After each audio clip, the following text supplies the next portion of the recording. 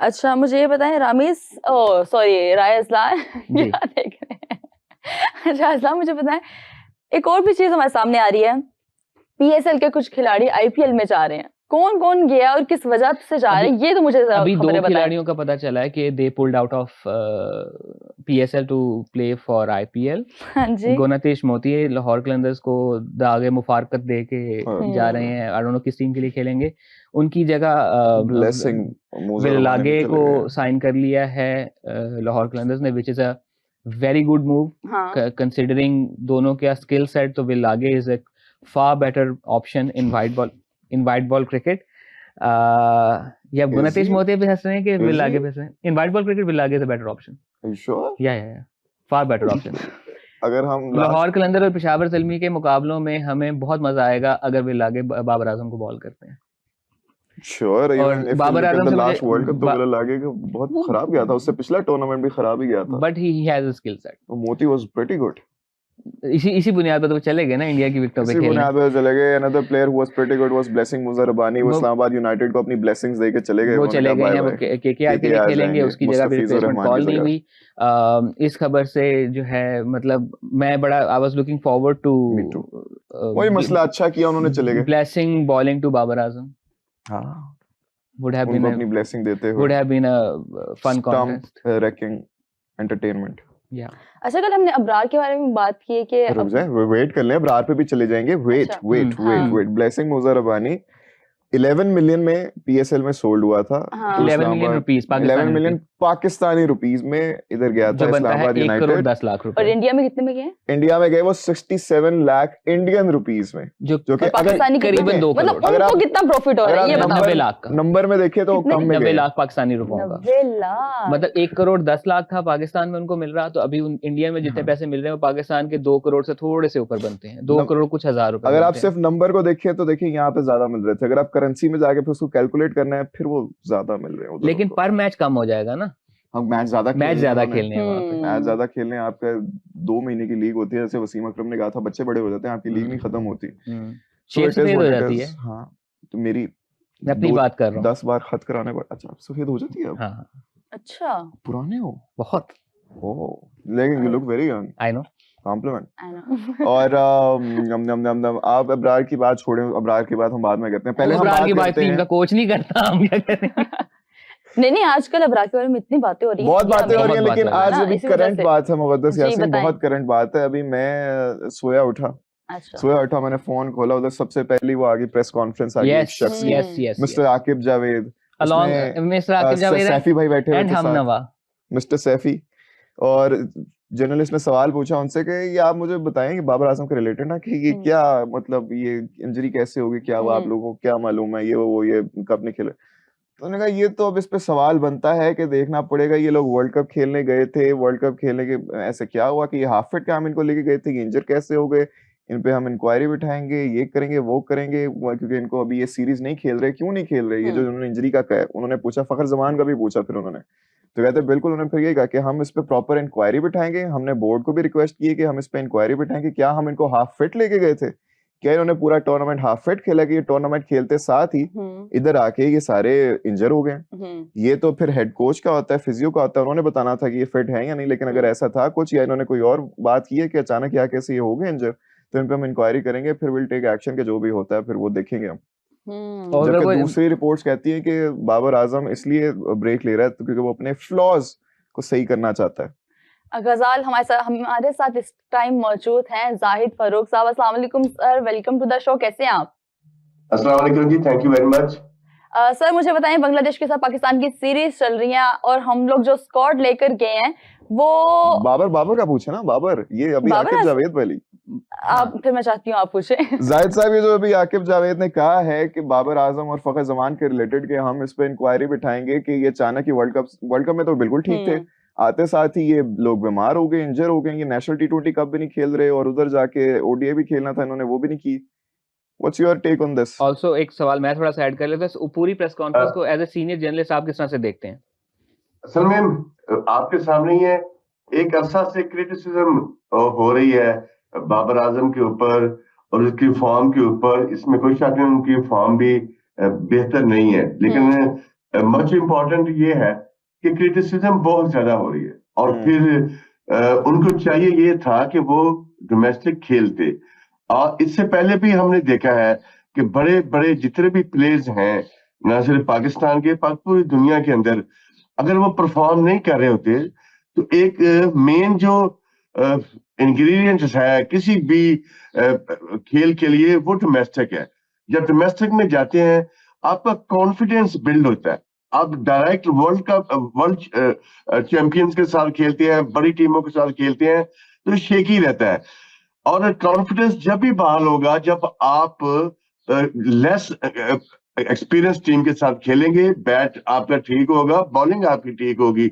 एक वक्त था इसी तरह की क्रिटिसिज्म शोएब अख्तर के खिलाफ भी हो रही थी। उस वक्त डॉक्टर नसीम अशरफ जो है वो पीसीबी के चेयरमैन थे, तो हमें याद है कि उनको कहा गया जी आप जाएं डोमेस्टिक खेलें जाके। वो बड़ा बॉलर था, दुनिया का तेज तरीन बॉलर था, लेकिन उन्हें कहा गया ये डोमेस्टिक खेलें।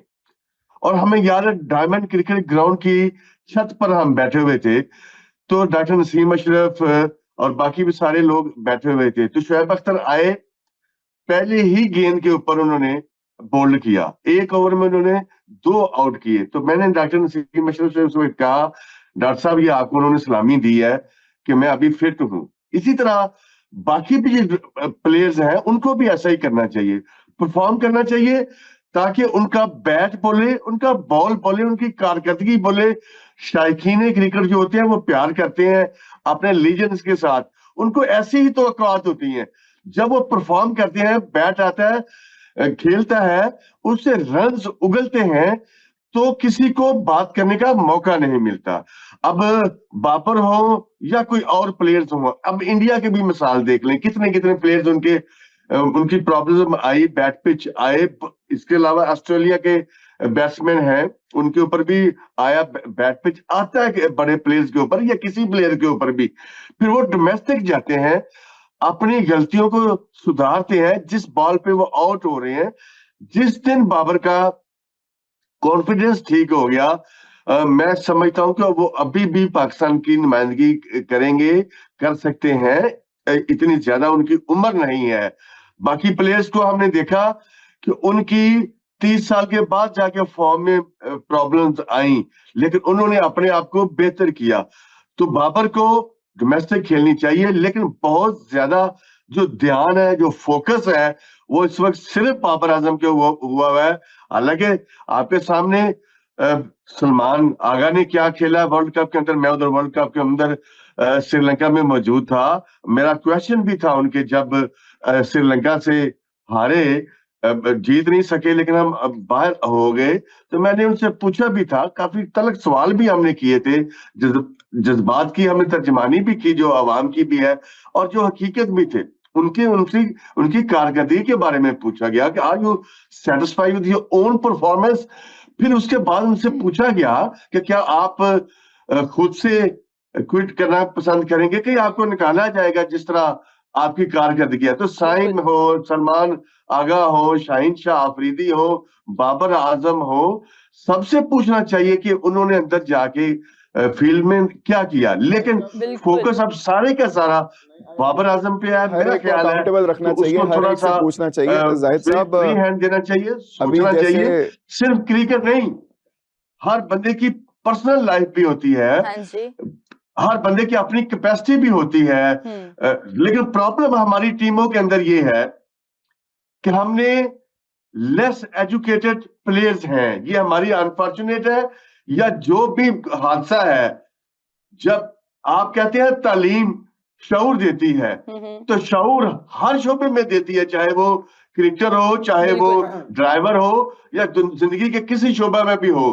तो जो शऊर होता है वो इंसान को फैसला करने में बहुत मदद देता है। अच्छा जाहिद साहब, आपसे सवाल है गजाल का, 1 मिनट उसको दीजिएगा। अजलान का सवाल था। अजलान ने जाहिद साहब आपसे पूछा था कि how do you rate the press conference. हम थोड़ा डी ट्रैक हो गए, तो आप मुझे बताएं how do you rate the press conference, वो सारा जो चीजें आकिब जावेद ने कही हैं अलॉन्ग विद सैफी भाई।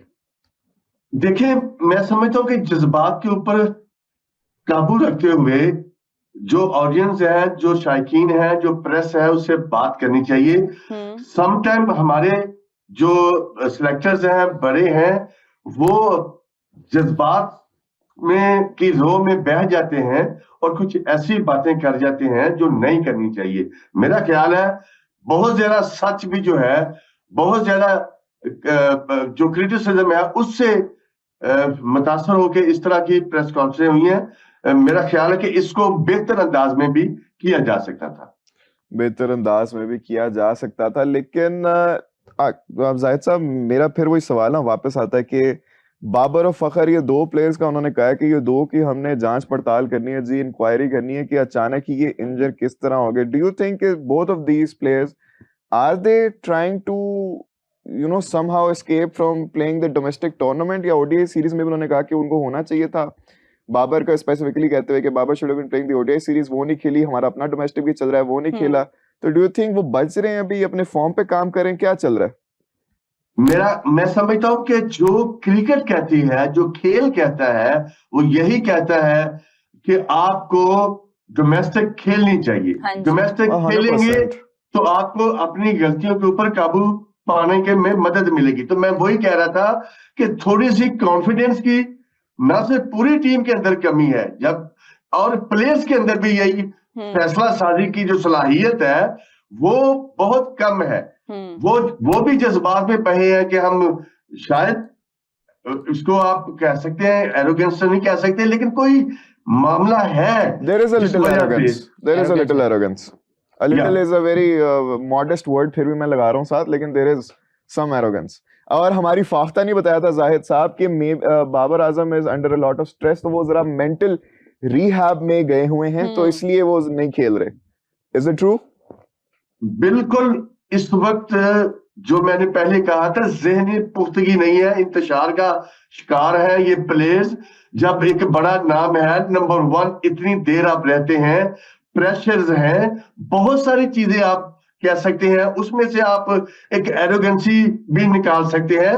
तो मैं समझता हूं कि उनको, न सिर्फ बाबर आजम को, इस पूरी टीम को एक नहीं अच्छे सेशंस की जरूरत है माहिर नफ्सियात से। तवक्कुल के साथ इनके साथ माहिर नफ्सियात होना चाहिए, बड़ी देर से डिमांड है। और कॉन्फिडेंस की कमी है। एक गए तो थे हमारी टीम के साथ, रिमेंबर एक टूर्नामेंट में रिसेंटली एक गए थे, वो फिर क्या बना? मैक्स बाबरी। हमने देखा उन माहिर नफ्सियात को जिनको ये ले गए, तो उनको खुद माहिर नफ्सियात की जरूरत है।